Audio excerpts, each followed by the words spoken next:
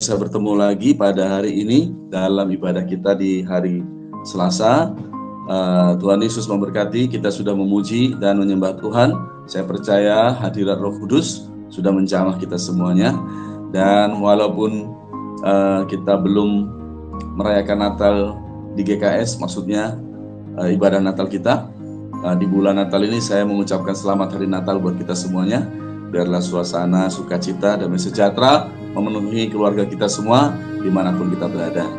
Baik, pujilah Tuhan. Saudara-saudaraku dikasihi Tuhan, pada hari ini saya membawakan firman Tuhan dari kitab Yesaya pasal yang ke-26. Saya berikan judul yaitu Kelepasan dan Penghakiman. Jadi judul perikopnya sendiri adalah nyanyian puji-pujian karena kelepasan dan penghakiman yang diberikan Allah. Nah, saudaraku dikasihi Tuhan, ini ada 21 ayat. Di sini saya bagi berkatnya menjadi 3 bagian.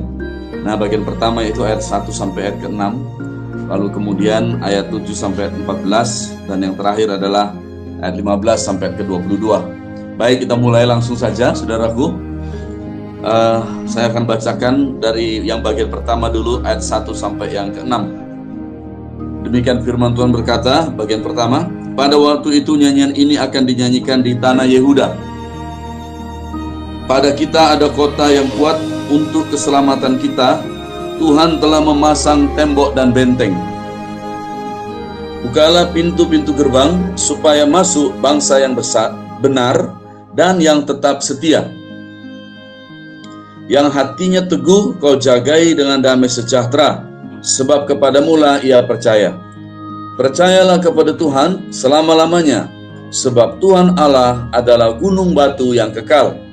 Sebab ia sudah menundukkan penduduk tempat tinggi. Kota yang berbenteng telah direndahkannya. Direndahkannya sampai ke tanah dan dicampakkannya sampai ke debu.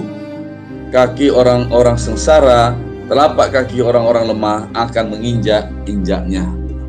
Saudara-saudara, ada banyak sekali berkat yang kita dapat dari bagian pertama ini, dari ayat 1 sampai 6 dari Yesaya pasal 26. Setidaknya saya bisa menyebutkan di sini, saudara, ketahuilah kita ini sedang ada di akhir zaman tentunya.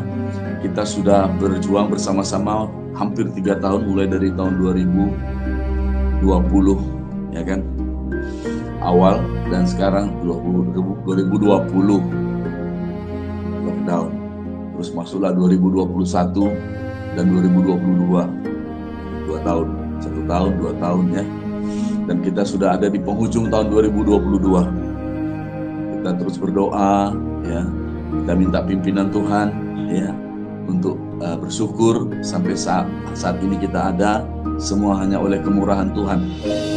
Nah, saudara-saudaraku dikasihi Tuhan,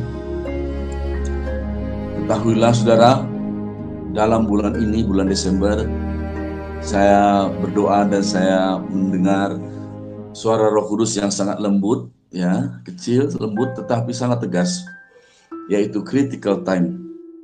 Jadi waktu-waktu yang kritis, patutlah kita menaruh pikiran ataupun perhatian kita, hal-hal yang sangat-sangat penting, apakah yang harus kita persiapkan, ya, yang harus kita pikirkan dan doakan dan antisipasi. Saudaraku, ketahuilah pada saat-saat sekarang ini bahwa saudaraku dikasihi Tuhan, bahwa Yesaya pasal 26 ini sangat-sangat profetis, ya, berbicara mengenai kelepasan sekaligus juga penghakiman, yang mana nanti akan kita lihat pada bagian yang ketiga nanti, bahwa itu adalah berbicara mengenai hari kedatangan Tuhan, ya. Nah, saya mulai dulu dari bagian yang pertama. Untuk waktu-waktu yang seperti itu, waktu-waktu di mana hari kedatangan Tuhan sudah semakin dekat, dikatakan di sini, pada kita ada kota yang kuat untuk keselamatan kita. Tuhan telah memasang tembok dan benteng. Bila bicara soal benteng, tentu saja ini bukan tempat piknik. Memang ada tujuan wisata, ya, yaitu benteng-benteng peninggalan Portugis yang zaman dulu Belanda, Inggris, ya kan, entah di Maluku sana, Ternate, ada juga daerah kelahiran ibu saya di Ambarawa, ada benteng di situ, saudara. Tapi bicara soal Tuhan membangun, memasang bagi kita tembok dan benteng. Saudara-saudaraku, ini adalah perlindungan Tuhan bagi kita semua. Kita yang sungguh-sungguh, saudara, mau membayar harga, dan juga saudaraku, yang apa jalan yang sudah kita tempuh selama ini, khususnya di GKS Community ini, di mana kita semuanya adalah tidak menerima tanda binatang.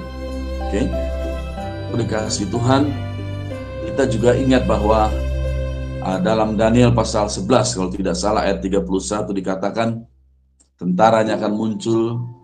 Saya bacakan saja. Daniel, ya, tiba-tiba teringat ke sana. Daniel pasal 11 ayat 31, tentaranya akan muncul, mereka akan menajiskan tempat kudus, benteng itu. Jadi rupanya tempat kudus itu adalah benteng. Dan saudara tahu tempat kudus Tuhan, bait Tuhan adalah tubuh kita. Jadi rupa-rupanya saudara, tubuh kita ini, bait Roh Kudus ini adalah benteng. Itu yang mau dinajiskan oleh tentara ataupun tentara daripada kerajaan kegelapan yang sekarang ini sedang bekerja, yang belum bisa menyatakan diri rajanya. Dan tentu saja nih tentaranya yang muncul ini adalah, saya beri gambaran adalah bagian intelijen, ya, mata-mata yang bekerja secara rahasia, yang mana dalam Wahyu 18 ayat 23 dikatakan, dan oleh Parmakeyamu semua bangsa disesatkan.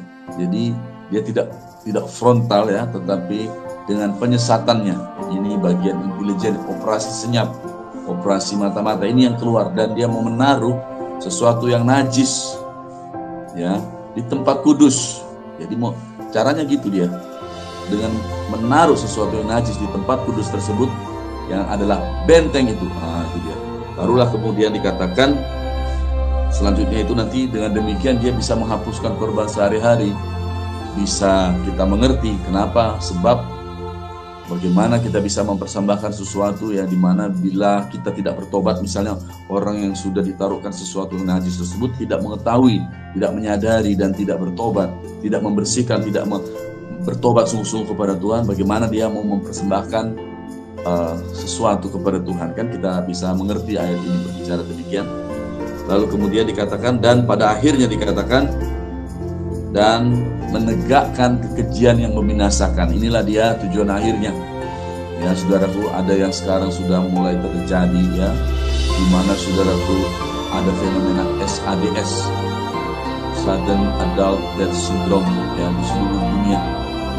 Saya tadi sempat melihat ada postingan bagaimana seorang yang bernama Bill Gates dari Brebes, ya jangan usah percaya saudara, tidak ada itu Bill Gates dari Brebes, tapi saya percaya saudara tahu maksud saya. Ya, bagaimana dia ditanya apakah efek daripada tanda binatang itu, dia berkata, yaitu kalau mau lihat efeknya ya 2 tahun. Nah, kita tahu mulainya kan di Indonesia bulan April tahun 2021. Jadi saudara, ini adalah waktu-waktu kritis. Jadi ini adalah waktu-waktu untuk kita semakin berjaga-jaga, bersungguh-sungguh, berdoa. Kita tahu ketika waktu kritis tiba, kedatangan Tuhan sudah hampir tiba. 5 gadis yang bijaksana sangat-sangat menjaga minyak mereka, dan mereka berkata tidak kepada 5 gadis yang bodoh yang meminta untuk sharing minyak, berbagi minyak. Mereka benar-benar tidak mau diganggu, mereka benar-benar tidak mau lucut keselamatan mereka. 5 gadis bijaksana. Biarlah kita belajar hal tersebut pada hari-hari sekarang ini. Nah, saudara, dikatakan Tuhan membangun benteng. Jadi saya percaya ketika kita menjaga hidup kita, tubuh kita ini, maka Tuhan akan membangun tembok bagi kita. Dan kita yang sudah sungguh-sungguh menjaga tubuh kita ini sebagai tempat kudus Tuhan, benteng itu Tuhan yang membangun, Tuhan yang menopang segala sesuatu yang diperlukan untuk membangun kehidupan kita di akhir zaman ini supaya menjadi kuat supaya kuat dalam pertempuran di akhir zaman ini, itu bagian Tuhan kerjakan bagi kita semua. Nah, mari kita menyambutnya.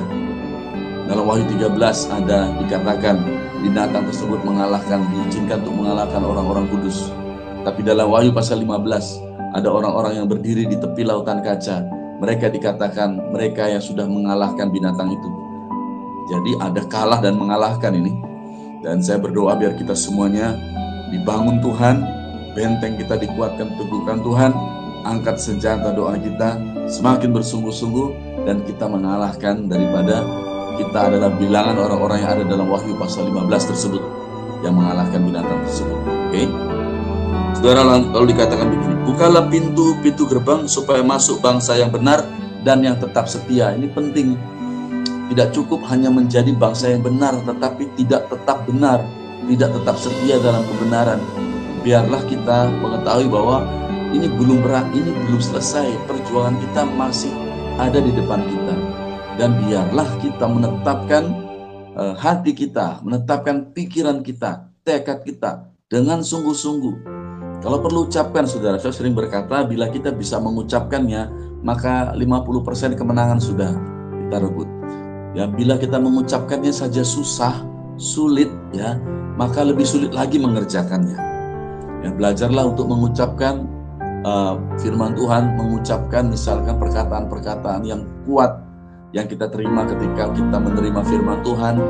Contohnya ketika misalnya saudara mendengar perkataan seperti ini, bila suatu hari harus memilih kehilangan harta atau keselamatan jiwa, jangan hilang keselamatan jiwa. Itu kalau kita sulit untuk mengatakannya, waduh, nanti kita sulit untuk mengerjakannya. Tapi kalau kita bisa memperkatakan dengan tegas, firman Tuhan kita katakan dengan tegas, maka saudara lebih mudah untuk mengerjakannya.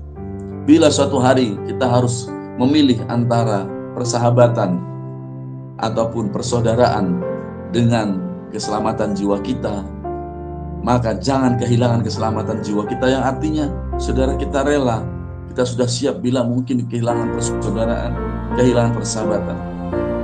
Saudara-saudaraku, saudara harus bisa berkata, persahabatan kita tidak lebih tinggi dari firman Tuhan. Kekeluargaan kita tidak lebih tinggi dari firman Tuhan. Harus berani berkata begitu, harus latih, saudara. Ya, saudara, kalau perlu nantikan Tuhan Yesus berkata, ada firman-Nya. Bila suatu hari ada pilihan nanti, apakah kita akan kehilangan nyawa ataukah kehilangan keselamatan jiwa kita? Jangan hilang keselamatan jiwa kita. Kan Tuhan Yesus sendiri berkata, barang siapa yang mempertahankan nyawanya, dia akan kehilangan nyawanya. Tapi barang siapa yang kehilangan nyawanya karena aku, dia akan mendapatkannya.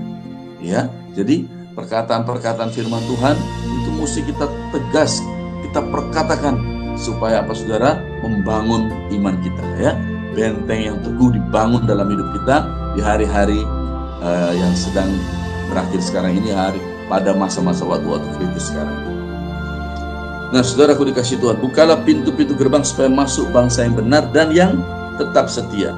Yang hatinya teguh kau jagai dengan damai sejahtera, sebab kepadamulah ia percaya. Amin. Biarlah kita demikian. Percayalah kepada Tuhan selama-lamanya, sebab Tuhan Allah adalah gunung batu yang kekal. Sebab ia sudah menundukkan penduduk tempat tinggi. Kota yang berbenteng telah direndahkannya. Direndahkannya sampai ke tanah dan dicampakkannya sampai ke debu. Kaki orang-orang sengsara, telapak kaki orang-orang lemah akan menginjak-injaknya. Jadi kita jadi ingat, ya, firman Tuhan dalam 1 Petrus pasal 5 ayat ke-6. Oleh karena itu, saudara-saudaraku, rendahkanlah dirimu di bawah tangan Tuhan yang kuat, supaya dia meninggikan kita, saudara, pada waktunya. Jadi saudaraku, di sini Tuhan merendahkan segala sesuatu orang-orang yang tinggi, yang tinggal di tempat yang tinggi-tinggi, yang mengandalkan segala sesuatu, mungkin kenyamanannya, segala hal, ya, sehingga ketika mereka harus memilih, ketika tanda binatang mulai beredar, mereka tidak bisa untuk memilih untuk kehilangan tempat-tempat tinggi tadi, saudara. Tapi Tuhan berkata bahwa Tuhan merendahkan orang-orang yang tinggi, ya. Tapi saudara-saudaraku dikasih Tuhan, bahkan orang-orang sengsara, telapak kaki-kaki orang lemah akan menginjak-injaknya. Tapi ini bukanlah kita. Saya berdoa jangan kita menjadi masuk dalam golongan ini. Biarlah kita semuanya menjadi orang-orang yang takut akan Tuhan, yang merendahkan diri di bawah tangan Tuhan yang kuat. Baik, yang bagian pertama sudah saya sampaikan. Sekarang kita akan masuk bagian kedua. Ini berkat-berkat ya bagian pertama tadi ya. Nah, bagian kedua ini di sini saya beri garis besarnya adalah orang benar dan orang fasik. Oke, saya bacakan sekarang mulai dari ayat yang ke-7 sampai 14, ada 7 ayat. Jejak orang benar adalah lurus, sebab engkau yang merintis jalan lurus baginya. Wow, luar biasa ya. Ya. Nah, saudara, jadi jejak kita ini lurus saja. Ya, oke. Sebab Tuhan yang merintis jalan lurus bagi orang benar. Jadi Tuhan yang merintis jalan di depan kita. Amin. Percayalah saudara-saudara, kita yang sudah menanti-nantikan Tuhan, ya, sampai hari ini terus berjuang, Tuhan berjalan di depan kita. Itu sebabnya dahulukan Tuhan. Cari Tuhan, minta Dia bimbing kita berjalan di depan kita. Oke? Nah, saudara, ya Tuhan, kami juga menanti-nantikan saatnya Engkau menjalankan penghakiman. Dikatakan kesukaan kami ialah menyebut nama-Mu dan mengingat Engkau. Dengan segenap jiwa aku merindukan Engkau pada waktu malam. Juga dengan sepenuh hati aku mencari Engkau pada waktu pagi. Sebab apabila Engkau datang menghakimi bumi, maka penduduk dunia akan belajar apa yang benar. Seandainya orang fasik dikasihani, ia tidak akan belajar apa yang benar. Ia akan berbuat curang di negeri di mana hukum berlaku dan tidak akan melihat kemuliaan Tuhan. Nah, saudara, kita lihat di sini. Saudara, di sini dikatakan orang benar tersebut di mana Tuhan buka jalan baginya, merintis jalan yang lurus bagi orang benar. Dikatakan begini, orang benar itu selalu menanti-nantikan Tuhan. Ya, kami menanti-nantikan Engkau Tuhan, dikatakan. Itu kita lihat selama 3 tahun ini, ya, di mana kita lebih sering disalah mengertikan gitu. Kita lebih sering di pihak yang aneh, kan begitu, saudara. Tapi mata kita tetap tertuju kepada Tuhan. Saudara, kita tidak mudah digoyahkan. Oh, tidak. Kita bahkan tidak mundur satu jengkal pun, bahkan satu titik pun. Kita sudah berjuang selama ini, dan Tuhan sudah menolong kita. Kalau saudara merasa lemah, saya memberikan kata-kata penguatan kepada saudara. Saya mau berkata kepada semua saudara, anak Tuhan seperti saudara itu mungkin 1 banding 1000. 1000 dulu ada anak Tuhan, baru 1 seperti saudara. Ya, supaya saudara kuat. Jadi bila saudara misalnya mau lemah, saudara jangan takut. Mungkin ada 10.000 anak Tuhan ya dibandingkan dengan saudara 1 sekarang ini. Jadi orang-orang seperti kita ini sangat jarang, seperti emas Ofir dikatakan di Alkitab. Ya, sangat langka, ada ayatnya itu. Cuman saya belum persiapkan malam hari ini. Nah, saudara-saudaraku dikasih Tuhan, dikatakan begini. Kesukaan kami ialah menyebut nama-Mu dan mengingat Engkau. Kan gitu kita buat, saudara. Malam-malam nih dikatakan begini. Dengan segenap jiwa aku merindukan Engkau pada waktu malam. Begitu ya. Saya ingat sekali dulu saya sering susah tidur ya, merenung sepanjang malam. Saya di awal-awal itu ya, saudara, ketika kita mulai masa-masa yang sukar ini ya, waktu malam kita berdoa ya, tidak jarang kita mencucurkan air mata ya, dalam setiap hal ya, mungkin sambil dimanapun kita merenung, selalu merenung, saudara. Kita tidak menyangka bahwa kita ada di akhir zaman dan kita atas pertolongan Tuhan kita ada pada bilangan yang sangat-sangat sedikit ini. Nah, saudara, dulu dikatakan saudara, juga dengan sepenuh hati aku mencari Engkau pada waktu pagi, ya, saudara. Kita berdoa cari Tuhan, ya kan? Nah, saudara, setiap pagi. Lalu dikatakan begini, sebab apabila Engkau datang menghakimi bumi, maka penduduk dunia akan belajar apa yang benar. Jadi rupa-rupanya sudah dicatat di Alkitab, saudara, penduduk dunia tidak akan belajar apa yang benar sampai penghakiman itu datang. Jadi judul malam ini kan kelepasan dan penghakiman. Ketika penghakiman itu datang, barulah penduduk dunia akan belajar apa yang benar. Lalu dengan orang fasik bagaimana? Ayat 10, seandainya orang fasik dikasihani, ia tidak akan belajar apa yang benar. Nah, kalau orang dunia itu belajar apa yang benar ketika penghukuman datang, rupanya belas kasihan bagi orang fasik itu juga tidak ada gunanya. Dikatakan di sini, kalau orang fasik itu, seandainya orang fasik dikasihani, siapakah orang fasik? Orang fasik itu orang yang sudah tahu kebenaran, tapi dia tidak melakukannya. Sudah nyata, tapi dia tidak tidak mau menerimanya dan melakukannya. Yang dia cari yang belum dinyatakan. Contoh, saya ingat sekali zaman dulu, zaman beberapa waktu lalu, sudah jelas-jelas tanda binatang dengan tandanya, ciri khasnya. Mereka nggak mau tahu tuh, nggak mau belajar apa yang benar. Yang mereka cari-cari itu yang belum dinyatakan. Mana dua saksi Allah? Siapakah mereka itu? Wah, ini ribut sekali mereka memikirkan dua saksi Allah. Kan begitu saudara. Yang sudah nyata mereka abaikan. Yang belum dinyatakan mereka pikirkan. Padahal firman Tuhan berkata dalam Ulangan 29 ayat 29, bagian kita tuh yang sudah nyata supaya kita kerjakan, kita lakukan juga dengan anak-anak kita sampai selama-lamanya. Begitu saudaraku. Nah, namun kita sudah lihat bahwa orang-orang fasik itu, saudara, dia tidak belajar apa yang benar ketika mendapatkan belas kasihan, ya. Dia tidak belajar, dia tahu firman Tuhan, dia tidak mau lakukan. Bahkan dengan demikian ia akan berbuat curang di negeri di mana hukum berlaku dan tidak akan melihat kemuliaan Tuhan. Ini saudara, ya, tidak akan melihat kemuliaan Tuhan pada akhirnya. Ya Tuhan, tanganmu dinaikkan tetapi mereka tidak melihatnya. Bisa bayangkan saudara, kita bisa melihatnya tapi orang-orang fasik tidak bisa melihatnya. Sudah dicatat di Alkitab, tangan Tuhan sudah dinaikkan, peringatan-peringatan sudah tidak kurang, ya, baik lewat hamba-hamba Tuhan, anak-anak Tuhan, baik saudaraku lewat bukti-bukti yang sudah dinaikkan, gitu. Sudah ditunjukkan dalam Alkitab yang kita baca ini, tangan Tuhan sudah dinaikkan, tapi itu mereka tuh tidak lihat, gitu, saudara. Dari dulu saya ingat sekali 28 tahun yang lalu, mereka orang hamba-hamba Tuhan itu pada berkhotbah, hati-hati dengan tanda binatang. Aduh, ketika datang tanda binatang rame-rame. Nah, mereka tidak bisa menilai zaman, ya. Sama seperti ketika Tuhan Yesus dulu datang. Oh, mereka menanti-nantikan Mesias, mereka pelajari itu, ya, kitab-kitab, ya, nabi-nabi, ya, tiap hari dibuka itu hanya untuk menantikan kelepasan bagi bangsa Israel, Mesias yang datang. Mesiasnya datang di depan mata mereka, malah dibunuh. Nah, itu saudara, karena penyakit mental, ya, begitu tuh, ya. Bayangkan tangan Tuhan, kalau bagaimanakah tangan Tuhan yang dinaikkan, mereka bisa tidak melihatnya, peringatan-peringatan daripada Tuhan. Samalah seperti zaman Nuh, ya, Nuh sudah memberikan peringatan-peringatan, mereka tidak bisa menangkapnya. Nah, saudaraku, itu kan penyakit mental, ditunggu-tunggu, yang ditunggu-tunggu sudah muncul, dibunuh. Penyakit mental kan, delusi. Begitu juga zaman sekarang ini, tidak bisa mengenali zaman, tidak bisa melihat.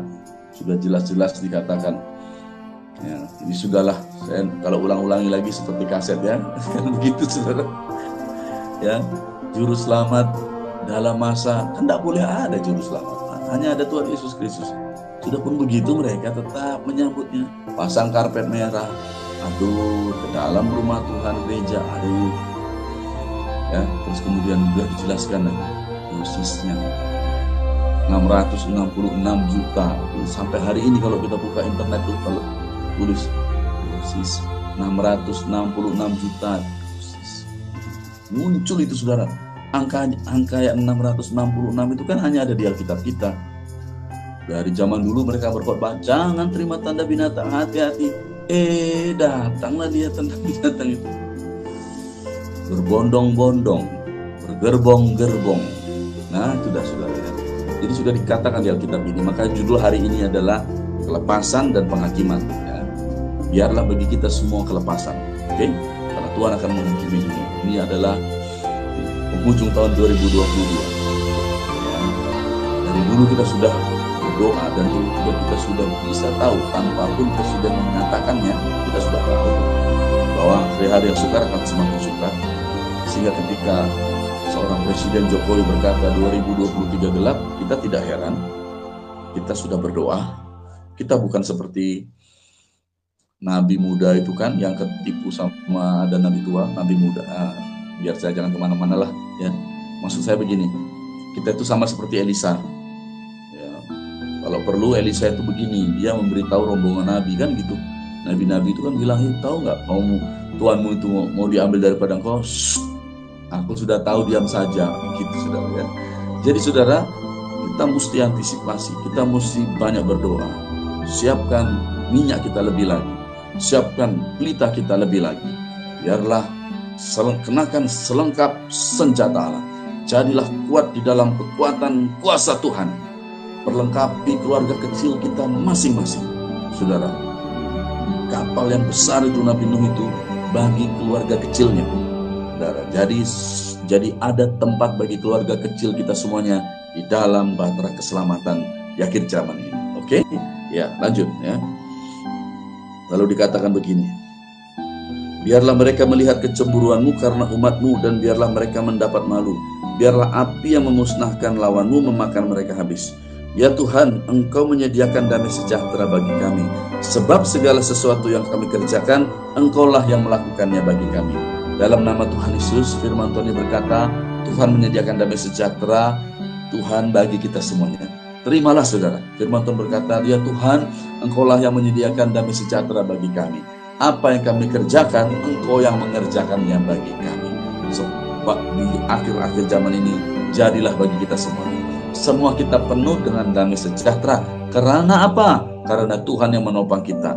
Apa yang kita buat, pelayanan kita, pekerjaan usaha, keluar masuk rumah kita, jangan pernah lupa berdoa, minta salutkan darah Yesus, bentengi darah Yesus, malaikat Tuhan menyertai kita, sehingga saudara, semua yang kita kerjakan di akhir zaman ini Tuhan yang mengerjakan bagi kita. Dan ketika kita mengerjakannya, meskipun itu sukar, ada damai sejahtera yang melimpah-limpah dari Tuhan bagi kita semua. Terima saudara, tangkap saudara, jadi bagi kita semua di keluarga kita setiap hari di dalam nama Tuhan Yesus Kristus. Amin. Lalu dikatakan begini, ya Tuhan Allah kami, Tuhan-Tuhan lain pernah berkuasa atas kami, tapi hanya namamu saja. Hanya namamu saja. Maaf ini, laron-laron yang sudah mulai datang. Oke, gak apa-apa.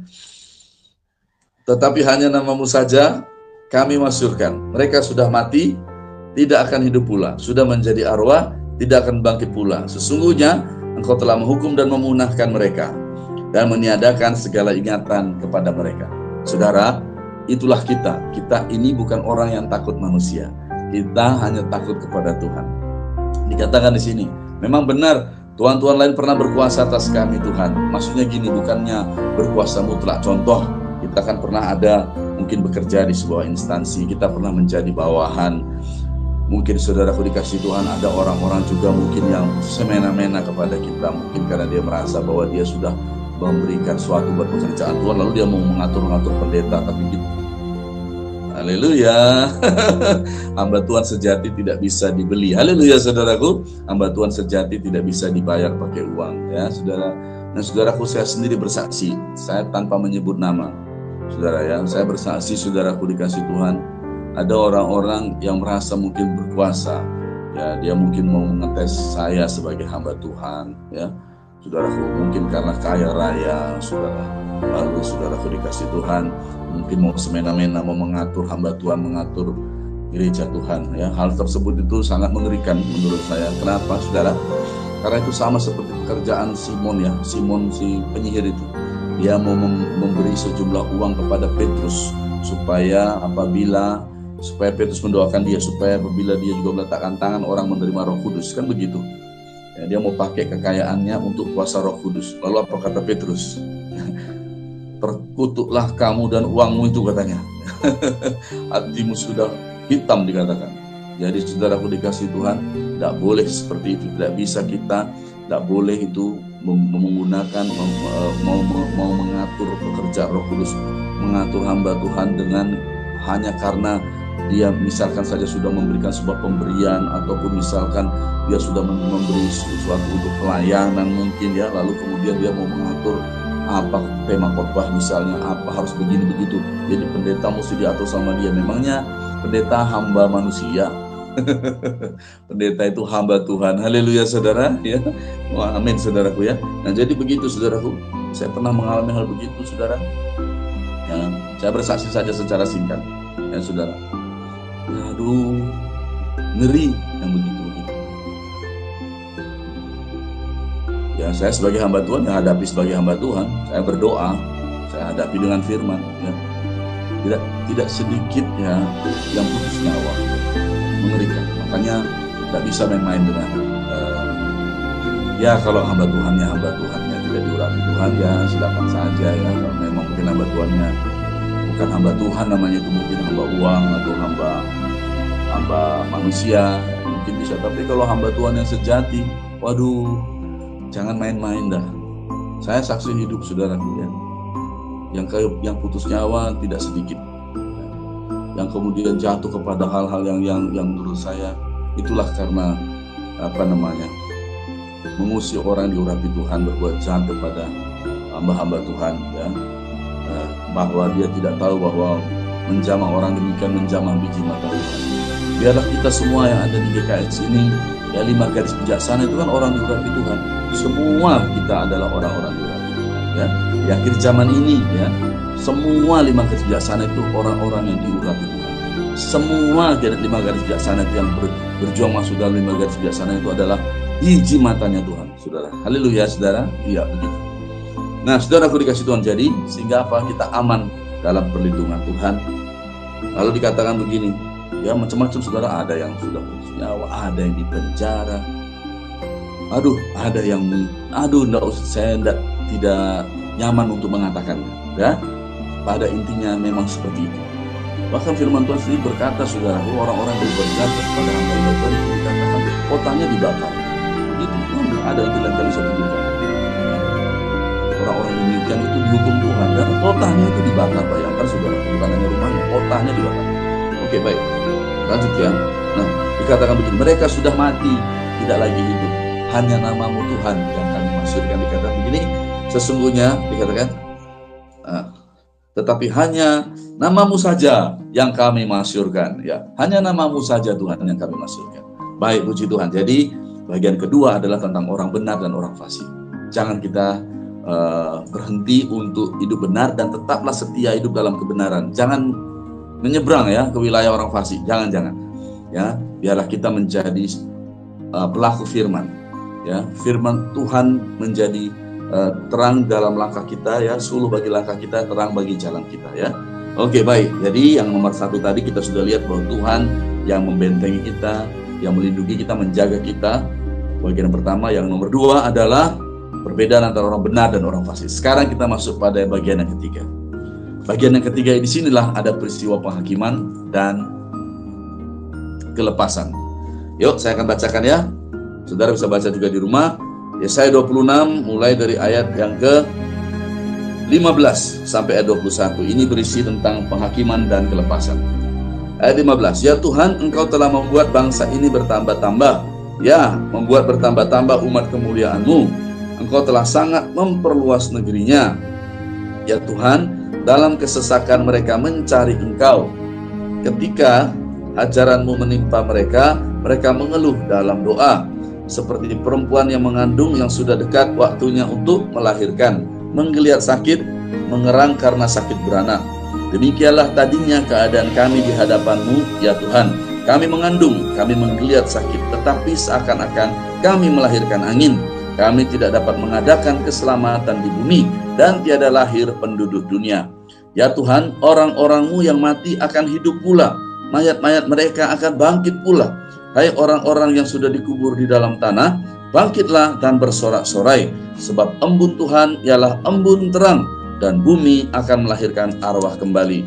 Mari bangsaku, masuklah ke dalam kamar-Mu, tutuplah pintu-Mu sesudah Engkau masuk, bersembunyilah barang sesaat lamanya, sampai amarah itu berlalu. Sebab sesungguhnya Tuhan mau keluar dari tempatnya untuk menghukum penduduk bumi karena kesalahannya, dan bumi tidak lagi menyembunyikan darah yang tertumpah di atasnya, tidak lagi menutupi orang-orang yang mati terbunuh di sana. Ya, lampu luarnya nyalakan. Ya. Baik, haleluya saudara. Nah, saudara perhatikan, inilah dia penghakiman dan kelepasan. Saudara, perlu kita perhatikan di sini. Ada 2 ayat kelepasan dan sisanya penghakiman. Saya bacakan dulu yang penghakimannya. Di sini dikatakan umat Tuhan ini yang sudah bertambah-tambah, yang sudah diberkati Tuhan, yang pada waktu kesesakan mereka datang berdoa. Tetapi oleh karena kefasikan di akhir zaman ini, karena tidak mengenali tanda binatang dan tidak mengenali zaman, saudara, maka mereka akan masuk kepada penghakiman Tuhan. Bagaimanakah penghakiman Tuhan itu? Saudara, kita mesti mengerti bahwa ketika Tuhan Yesus datang, sudah ditulis di dalam firman Tuhan. Salah satunya di dalam Wahyu pasal 6 ayat 16. Coba saya bacakan ya. Wahyu pasal 6 ayat 16 itu berkata begini. Wahyu 6 ayat 16. Ketika Tuhan datang. Ayat 15, dan raja-raja di bumi dan pembesar-pembesar ini waktu meterai ke-6 dibuka. Ini kan kedatangan Tuhan Yesus. Raja-raja, pembesar besi bumi, serta perwira-perwira dan orang-orang kaya, serta orang-orang berkuasa dan semua budak, serta orang merdeka bersembunyi dalam gua-gua dan celah-celah batu karang di gunung. Dan mereka berkata kepada gunung-gunung dan kepada batu-batu karang itu, runtuhlah menimpa kami dan sembunyikanlah kami terhadap Dia yang duduk di atas tahta. Terus, dan terhadap murka anak domba. Sebab sudah tiba hari besar murka mereka, dan siapakah yang dapat bertahan? Jadi hari kedatangan Tuhan itu bagi orang-orang ini, bagi sebagian besar daripada bangsa ini ya, sebenarnya ya saudaraku ya, itu adalah hari kemurkaan, itu adalah hari penghakiman dikatakan. Sembunyikan kami dari murka anak domba. Itu adalah sebuah hari penghakiman dan bahkan bagi penduduk dunia, penduduk bumi. Lalu kemudian orang-orang yang di dalam orang-orang yang di dalam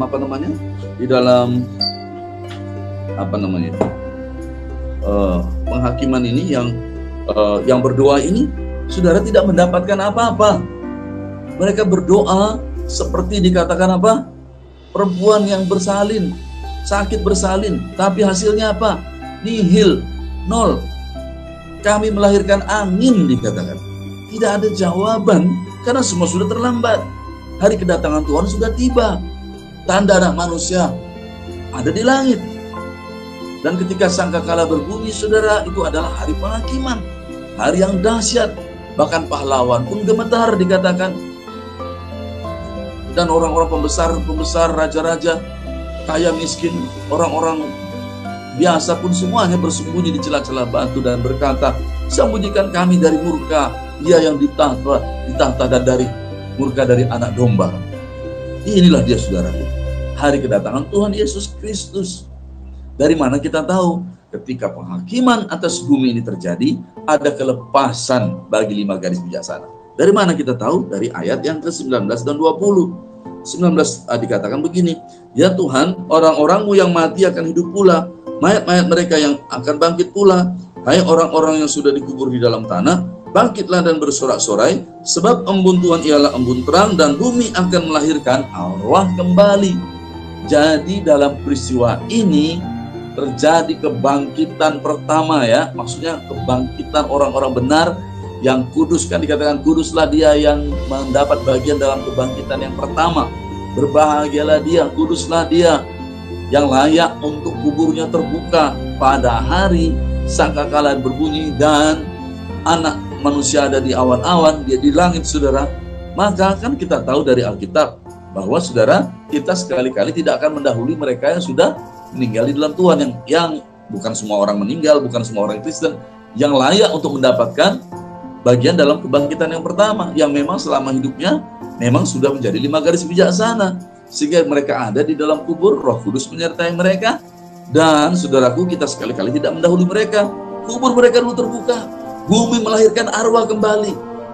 Terjadi saudara kebangkitan orang-orang benar. Setelah itu kita tahu peristiwa menyusul. Setelah itu kita yang masih hidup, yang ada di GKS, yang ada di mana-mana, ya, kita semuanya yang menanti-nantikan Tuhan yang sedang berjuang sekarang ini. Apa saudara? Kita diubahkan, dikatakan tubuh kita diubahkan, ya, dikatakan ya, serupa seperti di dalam tubuh kemuliaan, dan kita bersama-sama dengan mereka yang tadi sudah dibangkitkan akan menyongsong Tuhan di angkasa. Demikianlah kita bersama-sama dengan Tuhan selama-lamanya. Haleluya saudara. Jadi ini adalah ayat-ayat tentang kebangkitan, tentang rapture. Dan ada 2 peristiwa di situ yang terjadi. Kelepasan bagi 5 gadis bijaksana, dan juga penghakiman bagi orang-orang fasik dan dunia ini. Oleh karena itu saudara-saudaraku dikasihi Tuhan, Ini Yesaya pasal 26 ini, saudara, inilah yang sedang terjadi pada hari-hari sekarang ini. Maka bagian kita, mari kita kerjakan dengan sungguh-sungguh, supaya ketika peristiwa ini terjadi, saudaraku, kita ada dalam bagian yang mengalami kelepasan. Bagaimana caranya? Saya punya resep 3 pada malam hari ini ya. Yaitu yang pertama, saudara, kita kumpulkan minyak ya. Nah, kalau kita memang sulit untuk mengumpulkan minyak, kebaktian seperti ini bagus untuk melatih kita. Ya, melatih kita untuk mengumpulkan minyak setiap hari di keluarga kecil kita masing-masing. Ya, jadi titik beratnya adalah di keluarga kecil kita masing-masing. Bila kita kesulitan, maka kebaktian seperti inilah yang menolong kita. Teman-teman kita mendorong kita, menolong kita. Ya, khotbah firman Tuhan mendorong kita supaya jangan nanti kita hanya bertemu di hari Selasa dan Sabtu di GKS, jangan. Ini Selasa dan Sabtu untuk mendorong kita supaya Senin sampai Senin, saudara, kita selalu mengumpulkan minyak dalam doa-doa pribadi kita bersama keluarga kecil kita. Sama seperti Nuh, dia urus keluarga kecilnya. Nomor 1, itu kita doa, pujian, penyembahan, kumpulkan minyak Roh Kudus tiap-tiap hari. Kedua, saudara, Roh Kudus di dalam kita. Roh Kudus di dalam kita menolong kita untuk, kan proses tiap hari ada kan. Gak usah jauh-jauh cari proses di rumah aja, saudara, pasti ada proses kan. Kita berinteraksi dan anak, suami, istri, situ kita belajar. Saudara, menghasilkan buah-buah Roh Kudus, kasih, sukacita, damai sejahtera, kesabaran, kemurahan, kebaikan, kesetiaan, kelemah lembutan, dan penguasaan diri. Saudara, itulah yang kita bawa nanti, saudaraku, yang diminta daripada kita. Roh Kudus dalam kita, Yohanes 14 ayat 15-16. Dia ada dalam kita, menolong kita menghasilkan buah-buah Roh Kudus. Roh Kudus di atas kita, berikan kita urapan Roh Kudus, sehingga kita bisa berdoa. Sudah kita baca firman Tuhan, lalu kita bisa, saudaraku, bersekutu dalam Roh Kudus dan boleh menjalankan pelayanan kita dalam urapan Roh Kudus. Kita kerjakan tiap-tiap hari. Udah, itu yang kita kerjakan. Lalu yang terakhir ini saya titip pesan, dan saya bukan titip pesan, sungguh-sungguh saya menyatakannya, ya, yaitu bahwa saudara, ada nanti itu kan di dalam rapture itu kan kita mengenakan jubah putih, kan ada dalam Wahyu pasal 19 itu dikatakan kepada mereka dikaruniakan sehelai kain lenan halus ya, yang putih, yang jubah putih yang berkilau-kilauan. Itu adalah dikatakan perbuatan-perbuatan benar dari orang-orang kudus. Jadi jubah rapture kita itu dari sekarang itu dibuat, saudaraku, ya, itu adalah perbuatan-perbuatan kita, perbuatan benar dari orang-orang kudus. Lalu saya ajak kita sekarang, ini ayat yang terakhir, buka Matius 22 ayat 11 dan 12. Ini ayat terakhir, Matius 22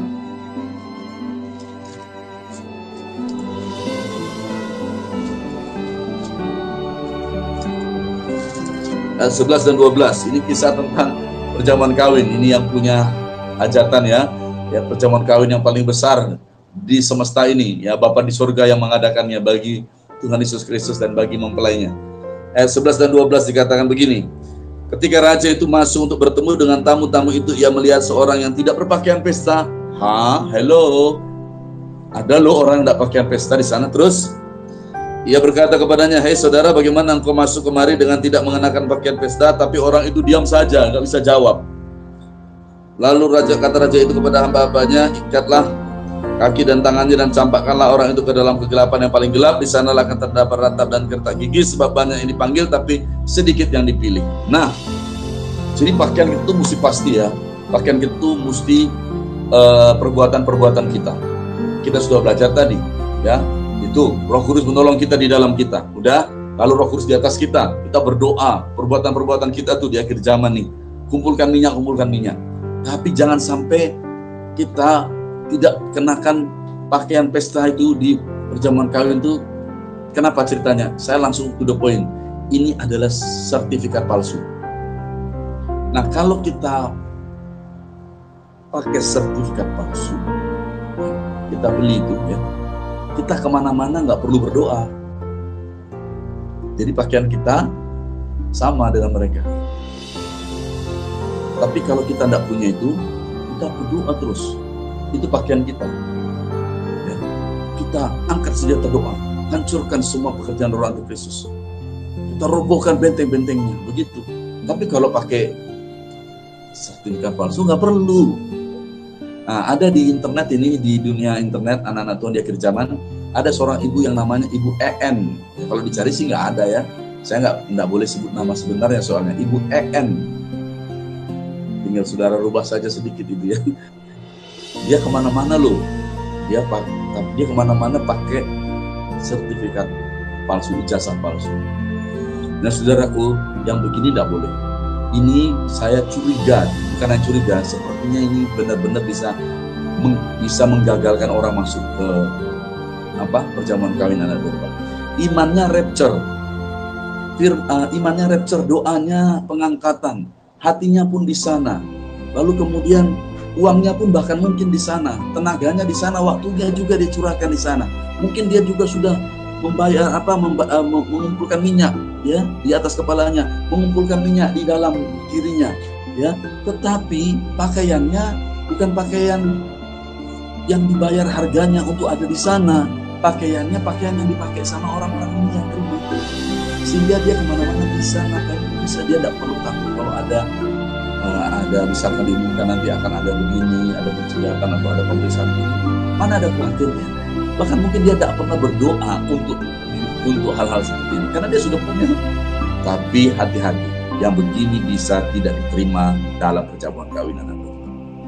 Oke, jadi sudah jelas ya Bapak Ibu semua saudara, kita di GKS biarlah tetap murni. Kan namanya kita Gereja Kebenaran Sejati. Biarlah kita tetap jadi anak Tuhan yang sejati. Biarlah kita dalam kebenaran dan tetap setia dalam kebenaran. Biarlah kita saudaraku tidak menukarkan dengan hal-hal lain yang sangat berbahaya, terutama baju yang jelek-jelek. Ya, baju yang berbahaya. Ya, saudaraku, biarlah kita saudaraku kenakanlah kita selengkap senjata Allah, angkat senjata doa kita, itu pakaian kita di akhir zaman. Haleluya saudara, itulah pakaian rapture kita. Amin saudara. Ya, jadi begitu, jangan sampai kita tertipu di luar sana. Saya berdoa biarlah anak-anak Tuhan banyak yang bertobat dari baju-baju yang jelek-jelek ini ya. Karena saudaraku dikasih Tuhan, percayalah Tuhan membentengi kita, bangun benteng bagi kita, menyertai kita sampai Maranatha. Tuhan menjaga kita kudus dan tak bercacat, tubuh, roh, dan jiwa kita sampai Maranatha. Oke, haleluya. Ingatlah saudara, emas murni itu kalau dibakar dengan api, dia akan menjadi semakin murni.